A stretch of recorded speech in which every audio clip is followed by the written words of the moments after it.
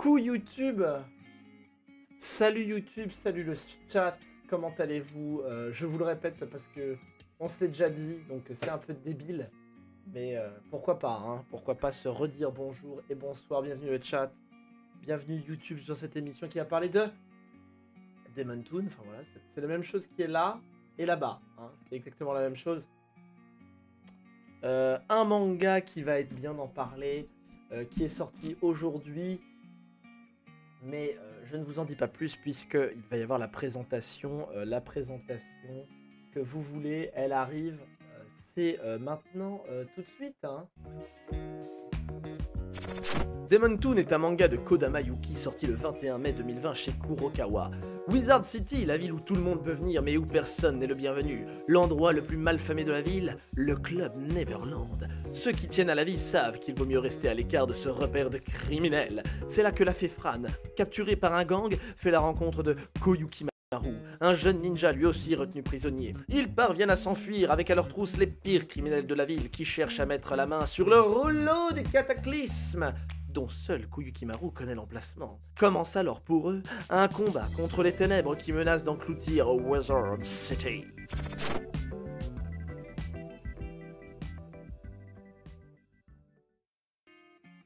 Bon, moi on m'avait dit que c'était impitchable, c'est plutôt très pitchable comme manga. Alors, Demon Toon, alors pour ceux qui connaissent Bloodlad, eh bien c'est normal, vous allez vous dire, mais attendez, mais ça ressemble.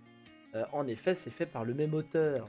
Donc, il est resté dans son optique d'être un peu underground et d'avoir un peu côté magie, démon et autres joyeusetés. C'est une toute petite série, je viens de le découvrir. Elle est terminée en 4 tomes au Japon. Voilà, pour vous dire les informations. Et le tome 2 sortira le 2 juillet 2020 en France. Donc c'est une série que vous allez pouvoir terminer assez rapidement. Je pense qu'elle n'a pas marché au Japon. Ouais, ça n'a pas fonctionné au Japon. Parce qu'une série aussi courte, bon, c'est que ça n'a pas eu un franc succès. Vous allez voir, moi je suis pas... alors, je comprends que ça n'a pas eu du succès et en même temps, ça m'arrange que ce soit une petite série parce que c'est une série qu'elle est quand même sympathique, hein. Enfin, en tout cas, le tome 1 est assez sympathique, même si on y voit un peu les prémices, on est sur un bon départ et il y avait moyen, je pense, de faire un truc en 10 tomes. Bon, bah ça n'a pas marché apparemment au Japon, mais c'est pas grave. On n'est pas boudeur. Alors, Demon Toon, ça a parlé de ce jeune garçon qui a un nom insupportable à dire, qui est Koyuki Maru, qui est un ninja de son état, un enfant ninja, qui protège le rouleau de l'apocalypse d'un gang un peu vénère. On est dans un monde féerique, magique, donc où il y a des démons. Donc on est un peu sur le terrain habituel du mangaka Kodama Yuki. Et on va suivre les péripéties de la jeune Fran, qui est une petite... merde. Je n'ai plus le mot. Qui est une fée qui accompagne le jeune ninja, qui a la capacité, elle, de soigner les gens. Donc ça peut être assez pratique pour le jeune ninja d'affronter des gens et d'avoir un medipack de secours toujours sur elle. Alors, principale chose importante à dire sur Demon Toon, c'est que c'est assez frais. Ça se prend pas vraiment la tête. C'est un manga, un shonen de baston, certes, mais très clair dans ses phases de baston, à savoir qu'on est vraiment sur un trait rond, joli, mignon presque. Ça se veut crade, mais parce qu'il y a quand même des gens des gens qui meurent et des effusions de sang, et encore les gens qui meurent, l'auteur a trouvé une parade pour avoir des gens qui meurent, parce que les gens, on peut presque les tuer, mais ils ont des pouvoirs de guérison assez puissants, et du coup ils meurent pas d'un seul coup, donc ça peut taillader du sang, en veux-tu, en voilà, que c'est pas bien grave, qu'il n'y aura pas vraiment de souffrance, enfin il y aura de la souffrance, mais ils peuvent survivre assez rapidement. Donc on va parler avant tout du dessin, que voici que voilà, qu'il est beau le dessin, enfin qu'il est beau. Il a son style. Moi ça me fait penser évidemment à Soul Eater, en trait en rondeur. On est dans un univers un peu glauque, où il se passe des choses un peu sales, hein. On va parler de drogue, on va parler d'enfants battus, de torture, mais euh, de démembrement, mais le trait qui est tout rond fait passer la pilule beaucoup plus facilement que peut l'être un Jujutsu Kaisen. Vous voyez, moi je le compare pas mal à Jujutsu Kaisen qu'on avait présenté dans une vidéo il n'y a pas longtemps, et dont l'interview de Fedwa, la, la traductrice, existe sur la chaîne YouTube évidemment. Abonnez-vous. On est quand même dans une ambiance à peu près la même, sauf que Jujutsu Kaisen se prend au sérieux.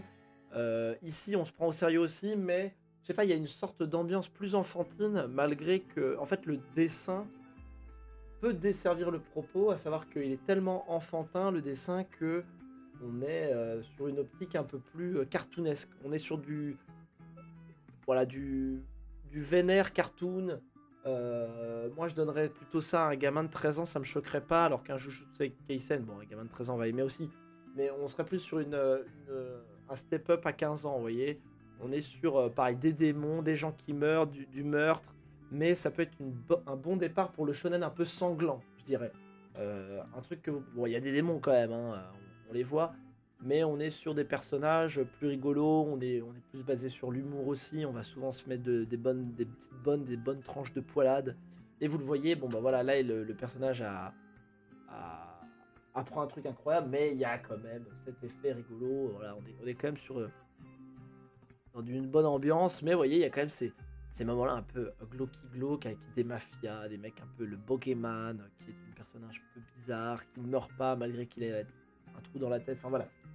On est sur une ambiance, salut crèche, on est sur une ambiance, voilà, bon, elle est pas sympathique en termes de gentillesse, quoi, mais rien à dire franchement, pour un gamin de 12 ans, voilà, 12 ans, sur la tranche horaire de lecture, ça ne me choquerait pas qu'un gamin de 12 ans ait ça dans sa bibliothèque, et c'est une bonne introduction au manga, voilà, shonen un peu sanglant. Concernant l'histoire, elle est assez basique. C'est vrai qu'on s'y retrouve en un seul tome. Ce qui est bien, c'est que on a toute une présentation très rapide des gentils et des méchants.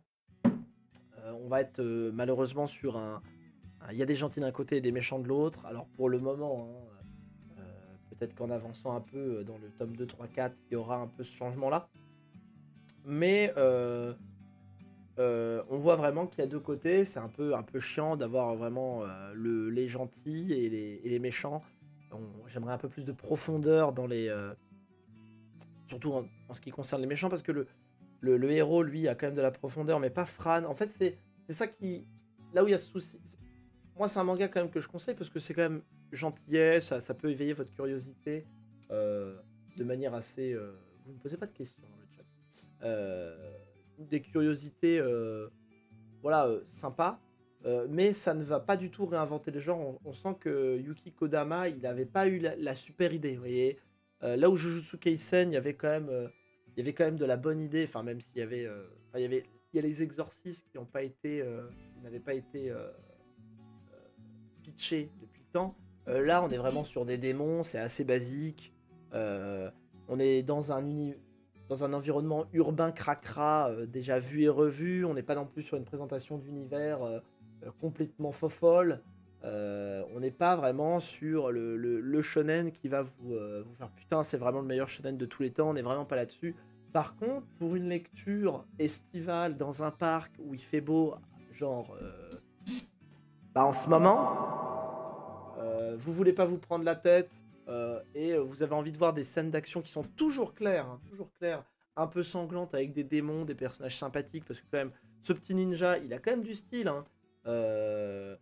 Koyukimaru, c'est un personnage qui est assez attachant, qui ressemble mince à un gars de Hunter x Hunter, avec ses cheveux blancs et son katana, et qui est très très fort, et qui est vraiment ultra cheaté. Enfin, c'est un ninja un peu cliché. Il fait du katana, il est fort, il escalade, il s'infiltre, il peut aller de toit en toit. Enfin, il est vraiment incroyable. Il a aucune faille, presque jamais. Il est à la baston, personne ne peut le battre. Enfin voilà, on se rend bien compte qu'on est sur un personnage qui est déjà pété. Il n'y a pas grand chose à apprendre. Il n'y a pas vraiment de faille, même si Fran, le héros qui l'accompagne, l'acolyte l'a fait, essaye de dire oui, mais c'est qu'un enfant, il a appris ça, machin. Bon, on n'est pas non plus sur un personnage qui est très complexe. Alors, malheureusement, on ne pourra pas le construire en 4 tomes, mais franchement, je pense que ça peut éveiller votre curiosité, ne serait-ce que, bon, par, par sa sincérité, hein, je dirais plus que c'est ça, c'est un manga assez... qui a quand même un découpage pas révolutionnaire. Enfin voilà, c'est du b.a.-ba, c'est comme la dernière fois où on était sur Shino, qui était un manga, le b.a.-ba du harcèlement scolaire. Là, c'est le b.a.-ba du manga un peu sanglant. Par contre, je pense que c'est une bonne introduction à Bloodlad. Bloodlad qui est un manga un peu plus long et un peu plus original, Bloodlad. Si vous aimez bien Demon Tune, je pense que vous allez apprécier Bloodlad, puisqu'il y a tout ce qui fait le charme de Yuki Kodama. Et franchement, pour une série en 4 tomes, si vous accrochez, ça vaut le coup. Ça vaut vraiment le coup de continuer. Puis bon, bah là... bon, après, ça, je pense c'est pas un manga qui s'achète pour son scénario. Voilà, il y a une ambiance sympathique, des personnages secondaires qui viennent d'arriver, qui sont... C'est pas les plus attachants, mais la jeune fille qui a les flingues, celle-là, j'ai envie d'y arriver, enfin, du m'y accrocher. Mais c'est vrai que Yuki Kodama, moi j'ai toujours trouvé que c'était un Okubo un peu secondaire, un peu Lidl, enfin pas Lidl, mais c'est du Soul Eater en un peu moins bien, quoi.